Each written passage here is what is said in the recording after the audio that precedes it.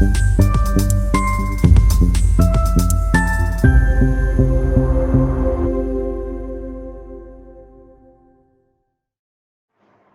27 जुलाई 2025 को अहमदाबाद शहर के रायखंड इलाके में करीब 120 सालों से आज़ादी के पूर्व अहमदाबाद जब स्पिनिंग मिलों से जाना जाता था, तब उस वक्त कपड़ों की मिलों में काम कर रहे मिल मजदूरों को मिलकर कंपाउंड में रहने की दी गई जमीन पर मकान बनाकर रहने को दी गई थी।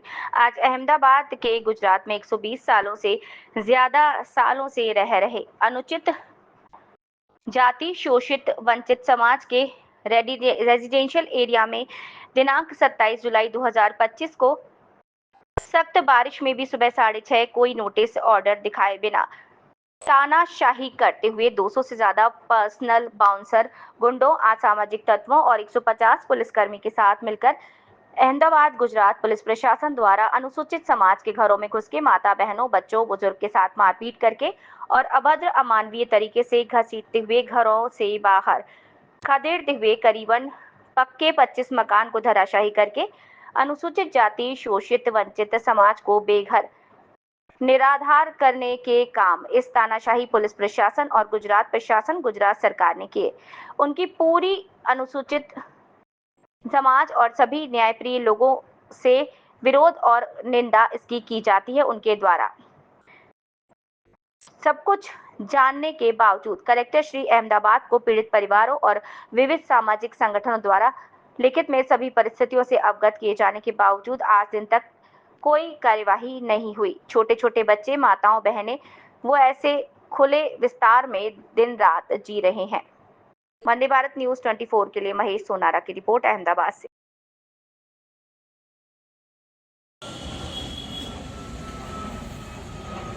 દાખલા પડી ગયા જે પોલીસનું બળ હતું એની સામે અમારી કોઈ તાકાત ચાલી હતી નહીં અને અમે કોઈ કાયદો હાથમાં લેવા માંગતા નહોતા, જેની કારણે અમે પોલીસની સામે બી નહીં પડ્યા। બરાબર, પોલીસે જે કર્યું એ અમે કાયદાકીય કરવા દીધું છે, એમણે કશું બતાવ્યું નથી, ઓર્ડર બતાવ્યા। અમે એમને એવું કહ્યું કે ભાઈ તમે તમારો કોઈ ઓર્ડર બતાવો, તો કે કોઈ ઓર્ડર નથી અમારી પાસે, બતાવીશું બી નહીં। તોડવાના સમયે આજે જે જમીન ખરીદી હોય એ વ્યક્તિ તો હાજર હોવી જોઈએ કે નહીં, પ્રકારનું પ્રૂફ નહીં બતાવવામાં આવ્યું। અમે માંગ્યું છે, પણ એવું નથી કે અમે માંગ્યું નથી, અમે માંગણી કરી કે સાહેબ તમારી જોડે કોઈ ઓર્ડર હોય તો કોર્ટનો ઓર્ડર બતાવો અમને કે જેના આધારે તમે તોડવા આવ્યા તો અમે તોડવા દઈએ। તો બોલે એ તો તમારે પોલીસ સ્ટેશન જાઓ, આરટીઆઈ કરો, આવું કરો, એવા બધા બહાના બતાવ્યા। બરાબર છે, કોઈક તો પુરાવો હશે ને કોર્ટનો કે કોર્ટે ઓર્ડર કર્યો, કોર્ટનો કોઈ ઓર્ડર બતાવ્યા નથી। અમારી ઓલરેડી મેટર ચાલુ છે, 8 તારીખની મુદત હતી, તો જો ચાલુ મેટરની અંદર પોલીસ આવી કેવી રીતે શકે? કોર્ટની પરમિશન, કોર્ટનો ઓર્ડર લીધા વગર આ જમીન ઉપર આવીને મકાનો તોડી કેવી રીતે શકે? તો આના કારણે તો પબ્લિકનો ભરોસો પોલીસ તો શું ન્યાયતંત્ર ઉપરથી બી ઉઠી જાય। જે બંધારણનું ઉલ્લંઘન કરીને પોલીસ ખાતાએ તદ્દન તાનાશાહી અને અમારી સાથે અન્યાય કર્યો છે। ખબર નહીં એ લોકોના મગજમાં શું ભરેલું હતું। હવે એ લોકોની તાકાત હોય તો કોર્ટની સામે જવાબ આપવા આવે, જો એ સાચા હોય તો આવે પબ્લિકની સામે અને કલેક્ટરની સામે, પોલીસ કોર્ટની સામે જવાબ આપવા માટે આવે। અમને ઘર વગરના કરી દીધા, બરાબર છે સર। અમે સવારે 500 કમાઈને સાંજે 5 એ પૈસાનું ખાવા વાળા છે, અમારે પાછે સવારે ઉઠીને 500 કમાવા જવું પડે છે, રોજ કમાઈને રોજ ખાવા વાળા વ્યક્તિ। અચ્છા, મુખ્ય સમય છે, બરાબર। મુખ્ય વાત એક કહું કે આજે જ્યારે તમે મકાન તોડવા આવ્યા તો મિલના જે અધિકારીઓ કે જે પણ જેના હાથમાં સત્તા છે એ લોકોએ જેમને ઓથોરિટી આપી છે એ વ્યક્તિ તો હોવી જોઈએ ને। મિલની તો જે કોઈ જ વ્યક્તિ નહોતી, ફક્ત ને ફક્ત પોલીસ અને બાઉન્સરો આ લોકો જ આવ્યા છે। 150 થી 200 પોલીસ, 150 થી 200 બાઉન્સર, બરાબર છે। અચ્છા, અમને કોઈ ડોક્યુમેન્ટ્સ તો બતાવવું જોઈએ મિલના કબજેદારોએ કે ભાઈ લો આ ડોક્યુમેન્ટ છે, અમને કોર્ટનો ઓર્ડર છે, એટલે આ કોર્ટના ઓર્ડર આધારે અમે તમારા મકાન તોડવા આવ્યા, પણ એવું કંઈ બતાવવામાં નથી।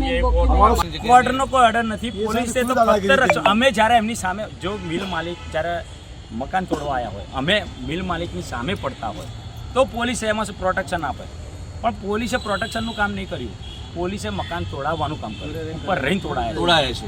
તમારી જોડે કોઈ મિલનો માલિક હાજર હતો, મિલનો કોઈ અધિકારી હાજર હતો, જેણે જમીન ખરીદી છે એનો કોઈ વ્યક્તિ હાજર હતો નહોતો।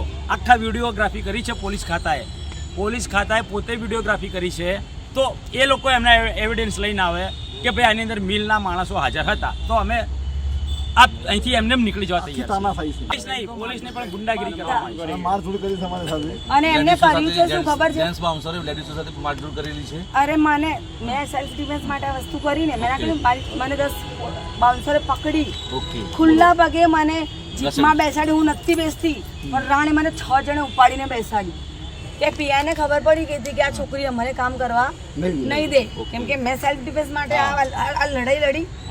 એટલે એણે મને 4 કલાક સુધી પોલીસ સ્ટેશનમાં બેસાડી રાખી. હા, એ બધું પતી. વરસતા વરસાદમાં હું પીએ સાહેબ એવી રજૂઆત કરું છું, સાહેબ તમને સમય યોગ્ય લાગે છે ભર વરસાદમાં? તો પીઆઈ પોતે એમ કહે છે કે ભાઈ તમારો સવાલ યોગ્ય છે. મેં કીધું સાહેબ મારા તરફથી તો સવાલ યોગ્ય છે, મેં કોઈ અયોગ્ય સવાલ નથી કર્યો. આટલા વરસાદની અંદર તમે અમારું ફર્નિચર બહાર નીકાળો છો, અમારી ઇલેક્ટ્રોનિક્સ વસ્તુઓ બહાર નીકાળો છો, તો અમારી વસ્તુનું નુકસાન કેટલું? અમારી સ્ત્રીઓ આખી પલળેલી હાલતમાં કન્ટિન્યુ 2 દિવસ પલળેલી હાલતમાં બધો સામાન કાઢ્યો છે, એના બીમારે પડ્યા, લોકોને બાટલા બી ચડાવવા પડ્યા છે અને લોકોને દવાખાને દાખલ કરવા પડ્યા. કાલે ડૉક્ટર બી અહીં ગયા છે. અધરવાઇઝ કે એમને અમને અડધો સામાન કાઢવા દીધો છે, અડધો નથી કાઢવા. સર અમે ગયા હતા પણ ત્યાંથી કોઈ એક્શન હજુ સુધી લેવાયો નથી.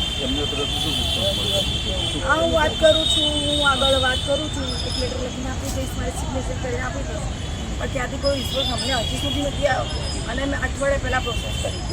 આપણે અહીંયાની જે સર્વિસ પરિસ્થિતિ છે એની જાણ કરી છે. અમારે બેન દીકરીઓનું કઈ રીતના અહીંયા રહેવું છે, આગળની આ બધું તૂટી ગયું છે, તો હવે અમે લોકોનું અમારું બાળકો, નાની છોકરીઓ, લેડીઝો કઈ જગ્યાએ? સર, અમારા માટે તો અહીંયા રહેવું જ મુશ્કેલ છે. બધા બહુ અહીંયા રહેતા બી. નોટિસ આપ્યા બાદ એ લોકો જે નોટિસ આપ્યા બાદ અમે તો કોર્ટમાં ગયા, બરાબર, પણ એની સાથે સાથે આ ઘર તૂટ્યાની પહેલાં બી અમે કલેક્ટર સાહેબને આવેદનપત્ર આપેલું છે, એમણે રિસીવ કોપી આપેલી છે. એ પછી અમે મેયરશ્રીને પણ આવેદનપત્ર આપેલું છે. એટલે એમણે એવું કહ્યું હતું કે મારે જ્યાં જ્યાં પણ મારી ફરજ આવતી હશે હું ત્યાં ત્યાં રજૂઆત કરી દઈશ, બરાબર છે. પ્લસ અમારા એના પૂર્વ ધારાસભ્ય હતા, એમના થ્રુ મુખ્યમંત્રી સાહેબશ્રીને બી અમે રજૂઆત કરાવી, બરાબર છે. તો એ છતાં બી જો આજે અચાનક આ લોકો આવી રીતના અહીં તોડી જતા હોય તો આ કોની તાકાતથી આ લોકો તોડે એ અમને નથી ખબર પડતી. આ લોકોએ બંધારણના સાઈડમાં કરી પર્સનલી જાતિવાદના આધારે બીજી કોઈ રીતે કઈ રીતે તોડવામાં આવ્યું છે એ અમને હજુ સુધી કંઈ સમજ જ નથી પડી રહી. જાતિવાદ જ લાગે છે. બરાબર છે, હોઈ શકે છે કે કદાચ શેડ્યુલ કાસ્ટના લોકો અહીંયા કાઢી રહેતા હોય, એટલે આ એ વસ્તુને ધ્યાનમાં રાખીને તોડવામાં આવ્યું હોઈ શકે છે. પણ અમે લોકો વરસતા વરસાદની અંદર જો પીઆઈને અમે આજીજી કરતા લોકોએ હાથ જોડ્યા. એક આગળના ઘરવાળો તો પગ પડી ગયો કે ભાઈ મારી નાની નાની બાળકી છે, છોકરીઓ છે, એમનું સ્કૂલ અહીંયા ચાલુ છે, તમે ઘર તોડી નાખશો, અમે ક્યાં જઈશું? આ વરસતો વરસાદ છે, તમે થોડી તો રહેમ કરો. તો બી એ પોલીસ પીઆઈ સાંભળવા બિલકુલ તૈયાર નથી. કાયદાને તો એ લોકોએ ઘૂંટી સાઈડમાં મૂકી દીધો છે, બંધારણને તો એ લોકોએ સાઈડમાં જ કરી નાખ્યું છે. આગળનું અમારી એવી તૈયારી છે, જો અમે લોકો હવે બહુ અતિશય કંટાળી ગયા છે. અમારી પાસે જમવાની વ્યવસ્થા નથી, પાણીની વ્યવસ્થા નથી, વીજળીની વ્યવસ્થા નથી. આ ટેન્ટ બાંધીને હટી જાઓ, જો બતાવું, આ પ્લાસ્ટિક બાંધીને અમે લોકો રહી રહ્યા છીએ. આની અંદર કેવી રીતે રહેવું, રાત ગુજારો કેવી રીતે કરવો? અતિશય મચ્છર. હવે માની લો કે ધોધમાર વરસાદ વરસી ગયો તો અમારી જાતને સુરક્ષિત કેવી રીતે કરવી વરસાદથી?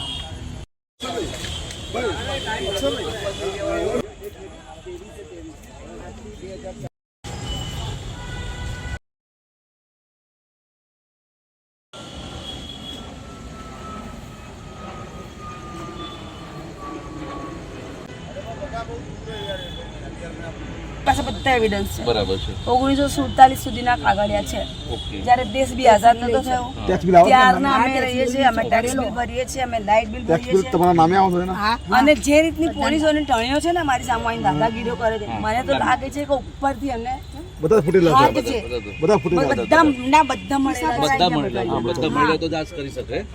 પોલીસ વાળાને એટલી તાકાત થાય જ નહીં સાહેબ. પોલીસ વાળાને એટલી તાકાત ના થાય એકદમ આવીને તો તમારું બધું તોડવા લાગે. પછી એમને કેવું કર્યું, સડનલી મકાન તોડવાનું ચાલુ જ કર્યું ડાયરેક્ટ. એટલે અમે તો સુઈ ગયા હતા, તો શું એ લોકોને અમને મારવાનો ઈરાદો હતો? અમે જાગી ગયા 6 વાગે તમે અંદર હતા ને ચાલુ કરી ચાલુ ગેસ સંવિધાનિક સીધું બુલડોઝર. પછી આ તો મમ્મીએ કીધું કે આટલી બધી બાઉન્સર ને પોલીસ ઉતરી છે, એટલે હું શું કર્યું, ઊંઘમાંથી ભાગી દુપટ્ટો ઓઢીને જોવા આવી તો જોયું ને તે લોકો 3 ઘર તોડવાનું ચાલુ કરી દીધું. પછી મેં શું સ્ટેન્ડ લીધું, કે એ ટાઈમે મને મારા પેલું કે સેલ્ફ ડિફેન્સ માટે મને જે સારું લાગે એમાં કર્યું. ઘર બચાવવા કે હું આ મશીન છે ને એની પર ચડી ગઈ એ ભાઈને ઉતારવા એ ત્યાંથી જ આપણે પહેલાં કામ પતે. હા પછી મને 4-5 બાઉન્સરો ખેંચી, જેન્ટ્સ બાઉન્સ તમને ખેંચે બોલો. અને પછી હું ઘરે ગઈ. મેં તો ભાઈ મમ્મીને છેલ્લા સાહેબ હું તમને બે હાથ જોડું છું. પીઆઈ સાહેબને કીધું કે અમને ખાલી 2 કલાક આલો, અમને અમે સામાન કાઢી વસ્તુ નહીં થાય જલ્દી. આટલું મોટું માઇક લઈને આવેલા બરાબર, કશું નહીં થાય, તોડો બધું તોડો. મેં તો સર તમારી પાસે પીઆઈ પોતે પોલીસનું કામ છે પ્રોટેક્શન આપવાનું. મેં સાહેબને કીધું કામ પ્રોટેક્શન આપવાનું. મેં તો સર તમારી પાસે લેટર તો હશે ને? હા, તમે તોડવા આવ્યા છો, ડિમોશન માટે લેટર તમે અમને લેટર બતાવો. હા, કલેક્ટર કે હાઈકોર્ટનો પરમિશન તો છે ને. તો એમનો આન્સર શું હતો? કોઈને કશું નહીં મળે, કે જ્યાં જવું હોય ને લેવા હોય તો બોલે તમે અહીંયા પોલીસ સ્ટેશને જઈ આવો. હા મેં તો અમે લેટર લઈને આવ્યા ત્યાં સુધી તમે મારી જમીન સાફ કરી દો. તમે ગાડા થોડી છે સાહેબ. તો મેં ચલો છેલ્લે તમે એમને હું ઇવન ઇમરાન ખેડાવાળાને ત્યાં લઈ ગઈ બરાબર છે. એ આવ્યા હતા પર્સનલી મારી મીટિંગ કરે, પણ એમને બી ખાલી મને એવું લાગે કે ફોર્માલિટી મારી છે. બરાબર. બીકોઝ ઓફ એમને એવું નથી કીધું, રસ લીધો નથી આમાં. ના એ પોલીસ વાળાને એવું નથી કીધું કે પીઆઈ ને કે ના સ્ટોપ કરાવો બી નહીં, કે મારી પાસે લેટર છે. એ બધા લેટર રૂપથી જ બતાવે છે. પીઆઈ કોના હાથમાં આપતો જ નથી. મોબાઈલ ની અંદર ના મને ફેસ ટુ ફેસ એમને કાઢીને બતાવ્યો હતો. કયું કાગળ છે ખબર નહીં, ખાલી કાગળ બતાવે. હા ખાલી કાગળ બતાવે છે કે મારી પાસે તમને આમ પહોંચવા નથી દીધું કે શું છે શું નહીં. મોબાઈલ ની અંદર અમે જ અત્યારે સ્ટ્રગલ જ કરી રહ્યા છે બધા ભેગા મળીને. કોઈ પર્સનલી સરકારમાંથી અમારી હેલ્પ કરવા આવ્યું નથી. રજૂઆત બધી જગ્યાએ રજૂઆત કરી, કોર્પોરેશનમાં કરી, મેયરની સિગ્નેચર. નાના બાળકો બાજુ પણ મકાન છે અમારી બાજુમાં અમારે એ વાત બધું મારું તો પડી ગયું. સામાન હમણાં સામાન નથી બધું લેવા ફ્રી જે હતું મને હાથ ચાલી જાય પછી ખેંચ્યા. બોલો.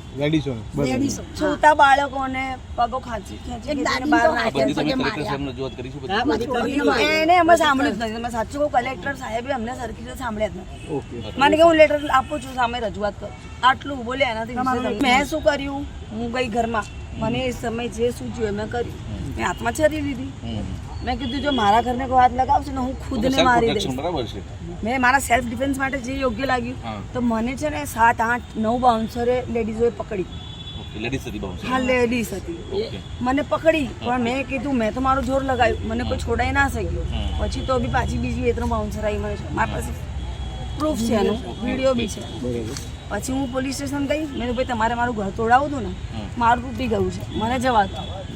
મેં તમે કયા બેઝ ઉપર મને પકડી લાવે છે? તો કે અમારા ઉપરથી ઓર્ડર છે કે અમે તમને અમારા ઉપરથી ઓર્ડર ના આવે ત્યાં સુધી અમે તમને ના છોડીએ. એટલે એટલું બધું ત્યાં સુધી પાડી દીધું. એ બી મેં ત્યાં બી મેં વિડીયો બનાવ્યો છે બધા પોલીસ વાળાનું.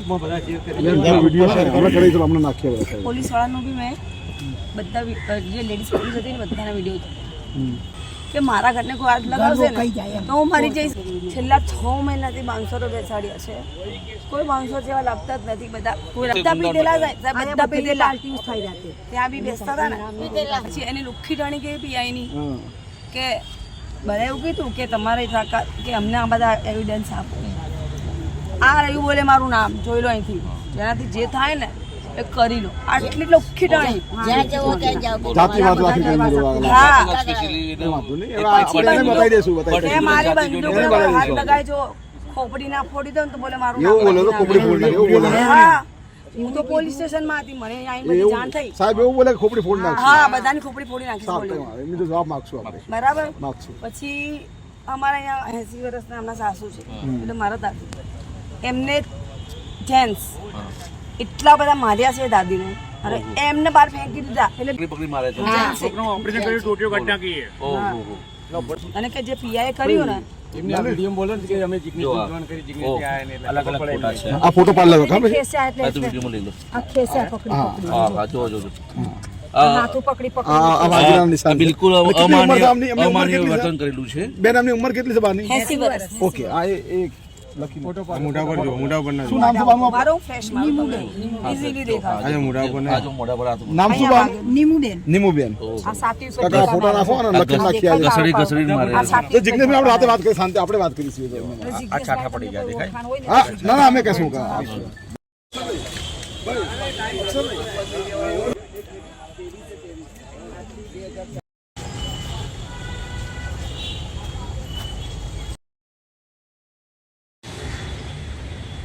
બનાવ બન્યો સાહેબ અમે તો હે ને તે ઊંઘતા હતા રાત્રે સવારે અને હું દૂધ લેવા ગઈ હતી હું મારું બહુ જ બેગ જાગતો હતો અને સવારે વહેલા 6 વાગે આવ્યા હતા બધા પોલીસની ગાડીઓ ને બાપચોરોની ગાડીઓ ને બધા 500 માણસ અહીં ઉતરી ગયું.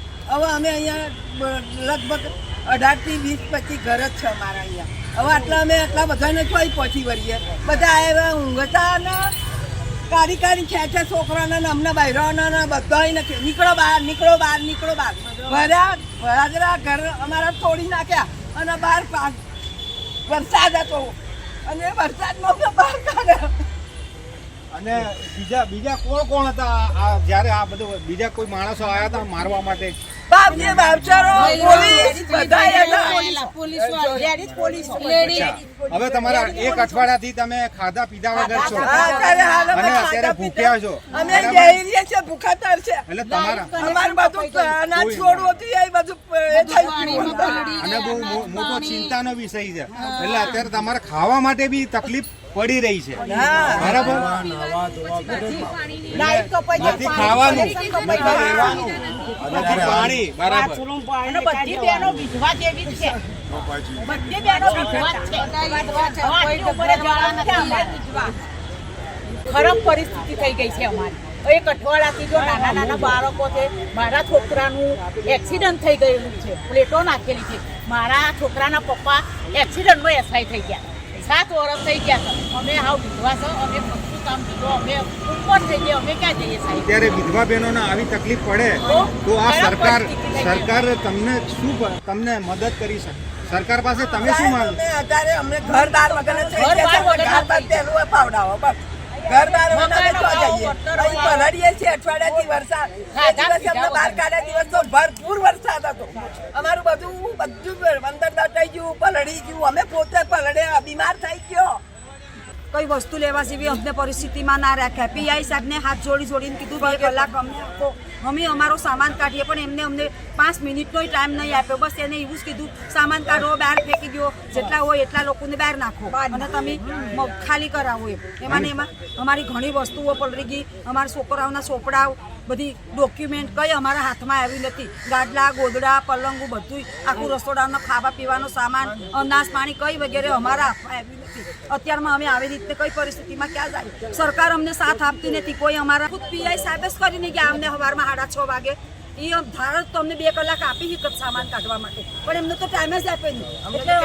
પીઆઈ સાહેબ જ અમારા રક્ષક ની પણ અમારા ભક્ષક બનીને આવ્યા હતા. એ અમારો આઈનો બાપ કહેવાય, અમે એના બાપો કહેવાય. એ બધા આખા ઓલા મોલાના તો એ અમને રક્ષણ આપે નહીં તો કોણ આપે? પણ એ તો પોતે જ ભક્ષક બનીને આવ્યો હતો. તો એ અમને હું સહાય કરીને આપવાનો હતો. અને આજની તારીખમાં પીઆઈ અમારું અત્યાર સુધીમાં કંઈ સાંભળ્યું જ નથી. એમ વિશ્વાસ આવતો નથી.